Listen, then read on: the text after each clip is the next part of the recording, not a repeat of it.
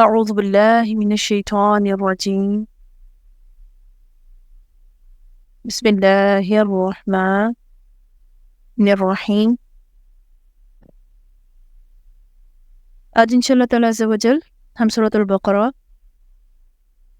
آیت نمبر 163 سے اپنے سبق کا آغاز کریں گے۔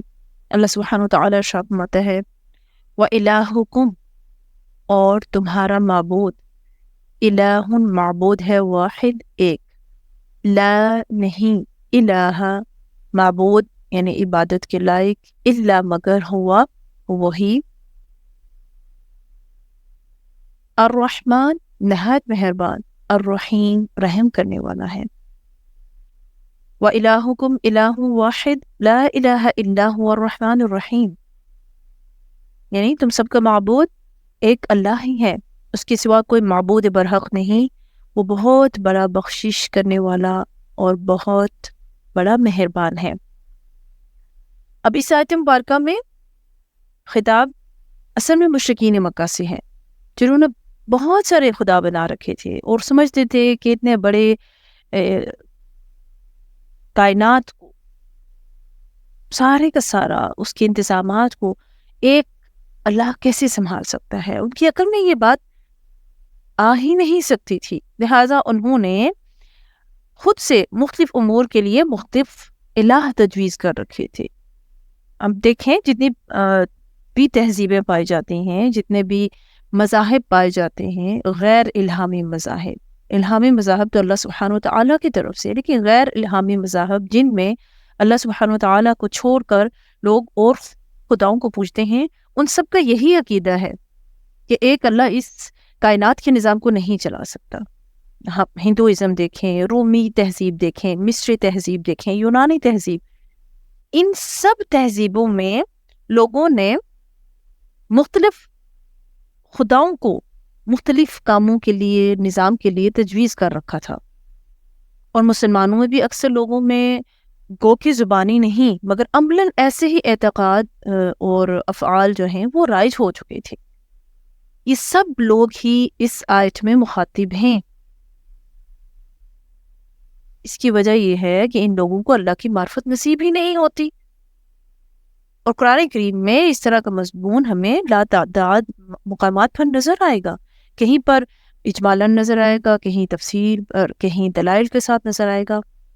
تو یہاں پر اللہ سبحانہ وتعالیٰ نے کیا فرمایا؟ وَإِلَٰهُكُمْ إِلَٰهٌ وَاحِدٌ، اور تمہارا معبود ایک ہی معبود ہے، سب کا ایک ہی معبود ہے۔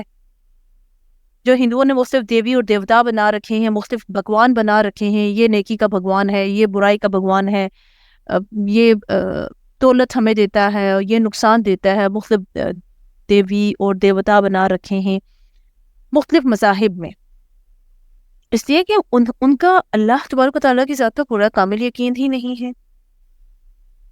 اللہ تعالیٰ نے اس آیت مبارکہ میں واضح فرما دیا کہ خدائی میں وہ اکیلا ہے، اس کا کوئی شریک نہیں، نہ اس جیسا کوئی ہے۔ قل هو اللہ احد، اللہ سبحانہ وتعالیٰ نے فرمایا حبیب صلی اللہ علیہ وآلہ وسلم آپ فرما دیجئے هو اللہ احد، وہ اللہ ایک ہے، اللہ الصمد، اللہ بے نیاز ہے، لم یلد ولم یولد، نہ کسی کا باپ نہ کسی کا بیٹا، ولم یکن لہ کفوا احد، اس کا کوئی ہمسر نہیں، اس کا کوئی شریک نہیں۔ هو الرحمن الرحیم، وہ رحمان ہے، نہایت مہربان ہے، وہ رحیم ہے، نہایت رحم کرنے والا ہے۔ صفت رحمانیت اس کی پوری دنیا میں عام ہے، کوئی مانے نہ مانے، وہ اپنی رحمتیں، اپنی برکتیں عطا کیے ہوئے ہے، ماننے نہ ماننے والے اس سے فائدہ اٹھا رہے ہیں، وہ رزق دے رہا ہے، وہ بارش برسا رہا ہے، وہ ہر طرح سے نواز رہا ہے، اور رحیم نہایت رحم کرنے والا ہے۔ یہ تو خاص مومنین کے ساتھ ہے، دنیا میں بھی اور بروز قیامت بھی ہوگا۔ آپ کو معلوم ہے یہ آیت اس میں اعظم بھی ہے، رسول اللہ صلی اللہ علیہ وآلہ وسلم فرماتے ہیں کہ اس میں اعظم ان دونوں آیتوں میں ہے، ایک یہ آیت وَإِلَٰهُكُمْ إِلَٰهٌ وَاحِدٌ لَا إِلَٰهَ إِلَّا هُوَ الرَّحْمَٰنُ الرَّحِيمُ، اور دوسرا الف لام میم اللہ لا الہ الا هو الحی القیوم، 2 آیتوں میں اس میں آزم ہے، ایک اس میں اور سورہ آل عمران میں. اور اس کے بعد اللہ سبحانہ و تعالیٰ توحید کے دلائل بیان فرما رہا ہے. اللہ سبحانہ و تعالیٰ فرماتا ہے ان فی خلق السماوات والارض، سبحان اللہ، ان بے شک فی خلق السماوات، فی کا مطلب میں خلق پیدائش، السماوات آسمانوں، والارض اور زمین، بے شک زمین و آسمان کی پیدائش میں، واختلاف اللیل والنہار اور اختلاف بدلتے رہنا، اللیل رات، والنہار اور دن، والفلق اور کشتی، التی جو کہ تجری بہتی ہے، فل تجری بہنا چلنا، کشتی ہے تو یقیناً چلتی ہے، فی البحری سمندر میں، بما ساتھ اس کے جو ینفعو نفع دیتی ہے، الناس لوگوں کو، وما انزل اللہ، وما اور جو انزل اللہ اتارا اللہ تعالیٰ نے، من السماء آسمان سے، من ماء پانی سے، فاحیا پس زندہ کیا، بہ الارض ساتھ اس کے زمین کو، بعد موتها اس کے مرنے کے بعد، وبثا اور پھیلائے فیہا اس میں، من کل دابہ ہر قسم کے جانور، وتصریف الریاح وتصریف اور چلنے میں بدلنے میں، الریاح ہوائیں، والسحاب المسخری والسحاب اور بادل، المسخری مسخر ہیں، بین السماء والارض زمین و آسمان کے درمیان، لآیات البتہ نشانیاں ہیں، لقوم یعقلون عقل رکھنے والی قوم کے لیے. اب اللہ سبحانہ وتعالی اپنی توحید پر دلالت کرنے والے دلائل اس آیت مبارکہ میں اللہ نے بیان فرما دی. اور اس آیت مبارکہ میں اللہ تبارک و تعالیٰ نے غور و فکر کرنے والوں کے لیے 8 ایسے امور کا ذکر فرمایا ہے جو اللہ تعالیٰ کے وجود پر اس کی لامحدود قدرت و تصرف پر واضح دلائل ہیں. 8 امور اس آیت مبارکہ میں بیان ہوئے جو اللہ تعالیٰ کی قدرت کے بہترین دلائل ہیں. جو پریشان تھے نا کہ ایک نہیں کر سکتا، تو اللہ تعالیٰ نے پھر بتایا. جب ہم اس آیت کے شان نزول کی طرف جاتے ہیں کہ یہ آیت مبارکہ کیوں نازل ہوئی، تو مفسرین اکرام کیا فرماتے ہیں کہ جب آیت نازل ہوئی وَإِلَٰهُكُمْ إِلَٰهٌ وَاحِدٌ لَا إِلَٰهَ إِلَّا هُوَ الرَّحْمَٰنُ الرَّحِيمُ، تو مشرکین کہنے لگے کہ ایک خدا تمام جہاں کا بندوبست کیسے کرے گا. اس پر یہ آیت مبارکہ نازل ہوئی کہ وہ خدا اتنی بڑی قدرت والا ہے تمہیں تو اندازہ ہی نہیں. اور بعض روایات میں ایسے بھی آتا ہے کہ جب لوگوں نے اللہ کا ایک ہونا سنا کہ خدا ایک ہے، انہوں نے پھر دلائل طلب کیے، تو اللہ سبحانہ وتعالی نے اس آیت مبارکہ کو نازل فرمایا اور اپنے دلائل جو ہیں وہ دکھائے. اور بعض جگہوں پر مفسرین کرام تو یہاں تک فرماتے ہیں، عبداللہ بن عباس رضی اللہ تعالیٰ عنہ فرماتے ہیں کہ قریش رسول اللہ صلی اللہ علیہ وآلہ وسلم کے پاس آئے اور کہنے لگے کہ آپ صلی اللہ علیہ وآلہ وسلم دعا کیجئے. کیا دعا کیجئے؟ کہ اللہ تعالیٰ جو ہے صفا پہاڑ کو سونے کا بنا دے، ہم اس سے گھوڑے اور ہتھیار وغیرہ خریدیں گے اور تیرا بھی ساتھ دیں گے اور ایمان بھی لے آئیں گے. آپ نے فرمایا کیا پختہ وعدہ کرتے ہو کہ تم ایمان لے آؤ گے؟ انہوں نے کہا ہاں ہاں پختہ وعدہ ہے. فرمایا اگر پختہ وعدہ ہے تو اللہ تبارک تعالیٰ کی حضور دعا مانگی. جبریل امین حاضر ہوئے اور فرمایا کہ اللہ سبحانہ و تعالیٰ نے آپ کی دعا کو تو قبول فرمایا ہے، آپ کی دعا تو قبول ہے، لیکن اگر یہ لوگ پھر بھی ایمان نہ لائے تو ان پر اللہ کا وہ عذاب آئے گا جو آج سے پہلے کسی پر نہ آیا ہو. آپ علیہ الصلوۃ والسلام کانپ اٹھے اور عرض کرنے لگی نہیں خدا، تو انہیں یوں ہی رہنے دے، میں انہیں تیری طرف بلاتا رہوں گا. کیا جب آج نہیں تو کل، کل نہیں تو پرسوں ان میں سے کوئی نہ کوئی تیری طرف جھک جائے. اس پر اللہ سبحانہ وتعالی نے یہ آیت مبارکہ نازل فرمائی کہ اگر انہیں قدرت کی نشانیاں دیکھنی ہیں تو کیا یہ نشانیاں کچھ کم ہیں؟ ان پر غور و فکر تو کریں، یعنی غور و فکر کریں گے ان کے لیے اس میں بہت بڑی نشانیاں ہیں. سب سے پہلے اللہ سبحانہ وتعالی نے ذکر فرمایا آسمانوں اور زمینوں کا، کہ اتنے عظیم الشان آسمان کو اللہ تعالیٰ نے بغیر ستونوں کے پیدا کیا، زمین کو اس طرح اللہ نے بنایا کہ اس پر بسنے والی تمام مخلوق کی ضروریات اللہ تبارک تعالیٰ پوری فرما رہا ہے۔ اس کے بعد دن رات کا ایک دوسرے کے بعد آنا جانا، ان کے اوقات کا گھٹنا بڑھنا، واختلاف اللیل والنہار، اختلاف کیا ہے دن اور رات کا؟ یہ لڑائی کرتے ہیں، جھگڑا کرتے ہیں؟ نہیں، اختلاف ان کا یکے بعد دیگر آنا، کبھی دن آ رہا ہے پھر رات آ رہی ہے، کبھی اوقات گھٹ رہے ہیں کبھی اوقات بڑھ رہے ہیں، کوئی کسی پر سبقت نہیں کرتا، کبھی دن لمبے ہو رہے ہیں کبھی راتیں لمبی ہو رہی ہیں، کبھی دن چھوٹے ہو رہے ہیں کبھی راتیں چھوٹی ہو رہی ہیں۔ اس کے بعد اللہ سبحانہ وتعالی نے کس کا ذکر فرمایا؟ والفلک التی تجری فی البحر بما ينفع الناس، اور کشتیاں جو چلتی ہیں سمندر میں لوگوں کو نفع دیتی ہیں۔ آپ دیکھیں جہازوں کا بڑے بڑے سمندروں میں رواں ہونا، لوگوں کے نفع کو ایک جگہ سے لے کے دوسری طرف آنا، نفع کا سامان لے کر آنا، تو اتنے بڑے بڑے سمندروں کو کس نے مطیع اور فرما بردار بنا دیا؟ وہ تلاطم خیز موجیں جو اٹھتی ہیں وہ تو کسی کو بھی تباہ و برباد کر دیتی ہیں۔ تو کہا کیا تم نے غور نہیں کیا کہ وہ کشتیاں جو سمندروں میں چلتی ہیں ان چیزوں کے ساتھ جو لوگوں کو نفع دیتی ہیں ایک جگہ سے دوسری جگہ آ رہی ہیں؟ کس نے سمندر کو مسخر کر دیا؟ کس نے ہواؤں کو ان کے مطابق کر دیا کہ ان کے لیے سوٹیبل ہیں؟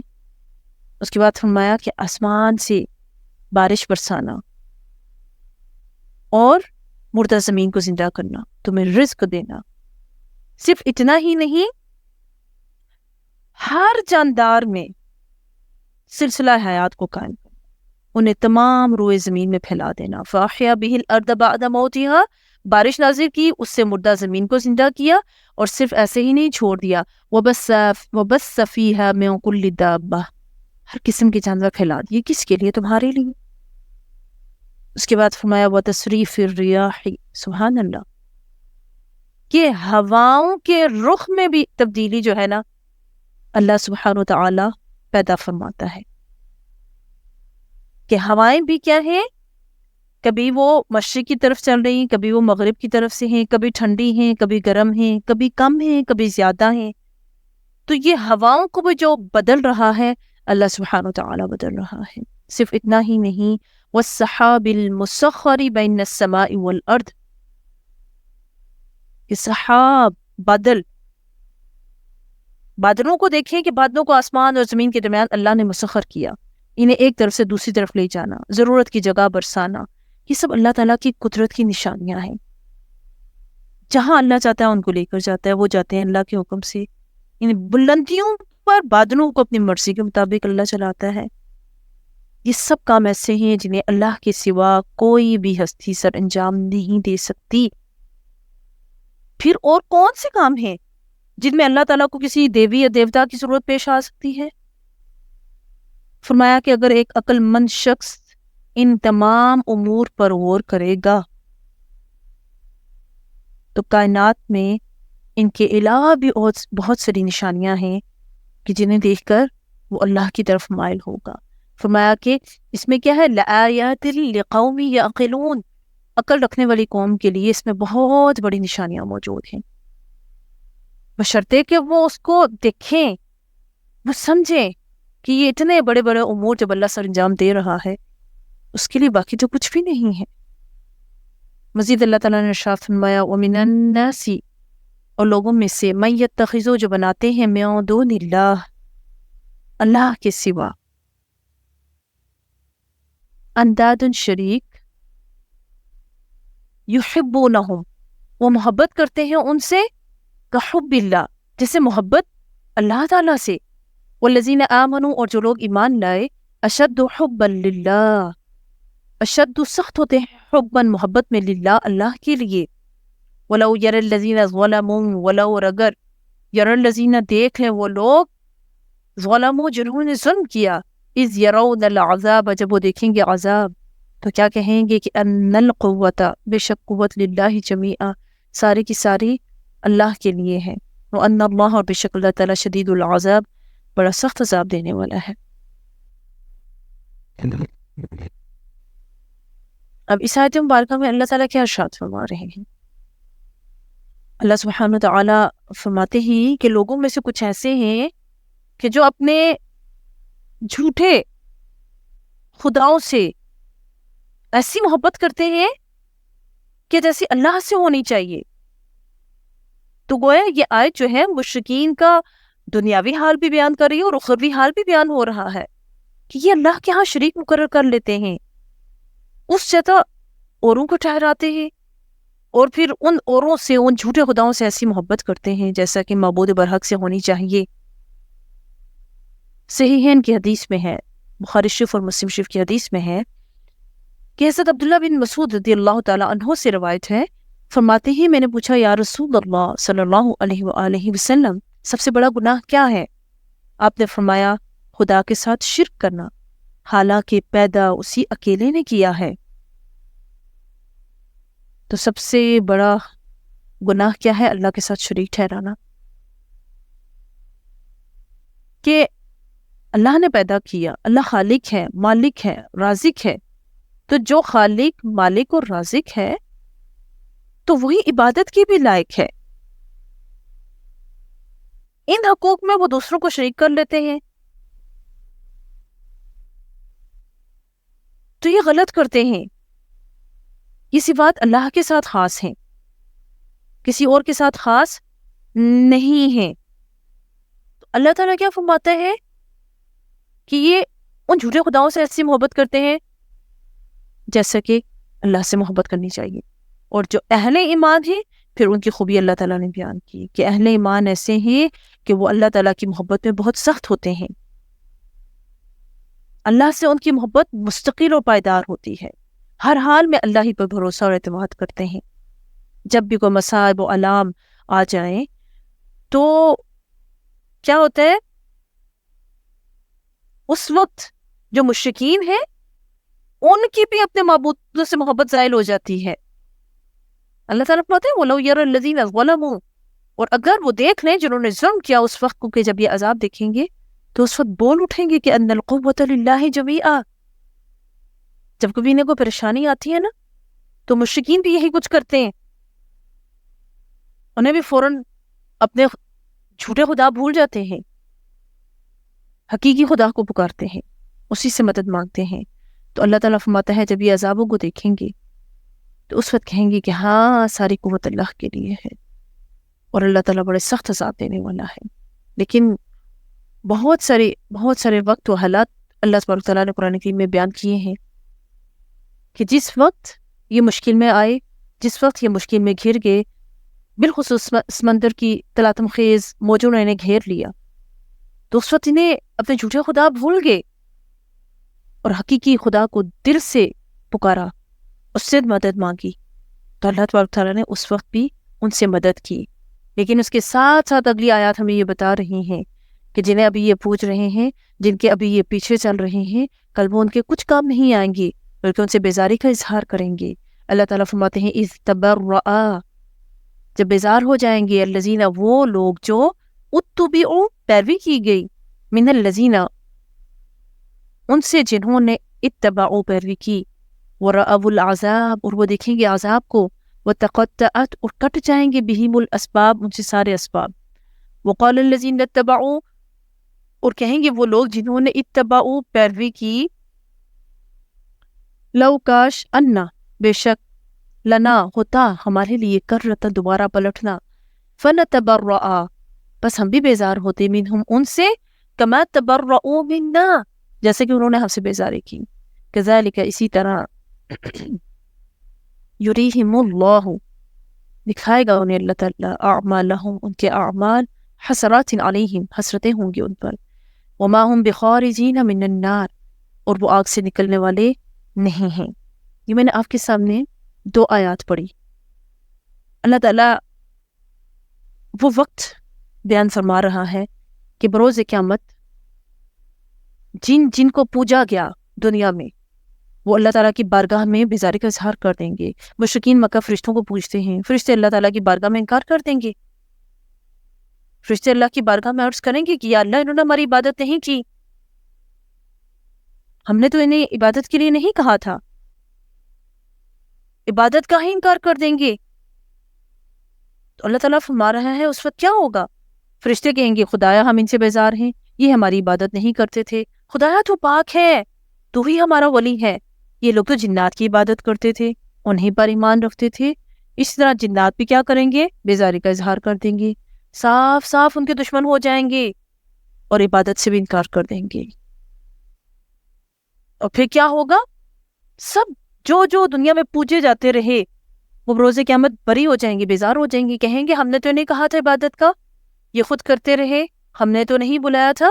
ایون یہاں تک کہ شیطان بھی قیامت کے دن بیزاری کا اظہار کر دے گا اور کہے گا کہ تم خود مجرم تھے، تم نے خود اس طرح کی حرکتیں کی، میں تو تم سے بری ہوں، میں تو تم سے بیزار ہوں۔ اور پھر یہ ظالم اللہ کی بارگاہ میں کھڑے ہوں گے، اپنے پیشواؤں سے کہہ رہے ہوں گے کہ اگر تم نہ ہوتے تو ہم ایماندار بن جاتے۔ تو ان کے جھوٹے خداؤں نے کہیں گے کہ کیا ہم نے تمہیں خدا پرستی سے روکا تھا؟ حقیقت تو یہ ہے کہ تم خود مجرم تھے۔ وہ پھر ان سے لڑیں گے، کہیں گے کہ تمہاری دن رات کی مکاریاں، تمہارے کفریہ احکام، تمہارے شرک کی تعلیم نے ہمیں پھنسا لیا تھا۔ ان سب کو اندرونی ندامت ہوگی، بڑے نادم ہوں گے، اس لیے کہ سامنے دوزخ نظر آ رہی ہوگی، حسرتیں ہوں گی، افسوس ہوگا۔ اور شیطان بھی اس دن کہے گا کہ ان اللہ وعدکم وعد الحق، کہ بے شک اللہ تعالیٰ نے جو تم سے وعدہ کیا تھا وہ پکا اور سچا وعدہ تھا، میں جو تمہیں سبز باغ دکھا رہا تھا وہ تو محض دھوکا تھا، میرا تو تم پر کوئی زور نہیں تھا، مگر میں نے کہا تم نے مان لیا۔ ملامت نہ کرو، مجھے ملامت کرنے کا کوئی فائدہ نہیں ہے، اپنی جانوں کو ملامت کرو، آج تمہارا کوئی مددگار نہ ہوگا۔ اللہ تعالیٰ فرماتے سارے رشتے، اسباب، دوستیاں کٹ جائیں گی، کوئی کسی کا ساتھ نہیں دے گا جو کفر پر تھا، سب ایک دوسرے سے بیزاری کا اظہار کریں گے۔ اللہ تعالیٰ فرماتا ہے پھر انہیں حسرتیں ہوں گی، افسوس ہوں گی کہ کاش ہم نے اس طرح کی حرکتیں نہ کی ہوتی۔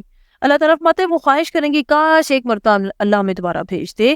اللہ سبحانہ وتعالیٰ قرآن کریم میں فرماتا ہے لَوْ رُدُّوا لَعَادُوا لِمَا نُهُوا عَنْهُ، وہ خواہش کریں گے کاش کہ اللہ ایک مرتبہ ہمیں دنیا میں بھیجے، پھر ہم انہیں منہ ہی نہیں لگائیں گے، ہم اللہ کی عبادت کریں گے۔ بٹ اللہ سبحانہ وتعالیٰ فرماتا ہے کہ اگر میں انہیں دوبارہ بھیج دوں وہ دوبارہ آئیں گے، پھر وہ وہی کام کریں گے جس سے وہ روکے گئے تھے۔ اللہ انہیں ان کے اعمال ایسے ہی دکھائے گا کہ انہیں حسرت اور افسوس ہوگا، ان کے نیک اعمال ضائع ہو گئے اور یہ ہمیشہ ہمیشہ دوزخ میں رہیں گے، ان کے اعمال برباد ہو گئے۔ کیسے ہوں گے؟ رات کی طرح ہو گئے، ہوا میں اڑ کے چلے گئے۔ یا قرآن کریم میں اللہ تعالیٰ فرماتا ہے ان کے اعمال ریت کی طرح ہیں، جو دور سے تو انہیں پانی دکھائی دیتا ہے، لگتا ہے بہت کچھ ہے، پاس جائیں گے تو وہ ریت ہی ہے، یہ آگ سے نکلنے والے نہیں۔ اللہ سبحانہ وتعالی ہمیں اپنے صالح کی توفیق عطا فرمائے، ہمیں صرف اور صرف اپنی عبادت کی توفیق عطا فرمائے، ہم گناہگاروں کو ہدایت دے اور ہدایت پر چلنے کی ہمیں توفیق عطا فرمائے۔ وآخر الدعوانا ان الحمد للہ رب العالمین، سبحانک اللہم وبحمدک، اشہد ان لا الہ الا انت، استغفرک واتوب الیک۔ آمین ثم آمین۔ السلام علیکم ورحمۃ اللہ وبرکاتہ۔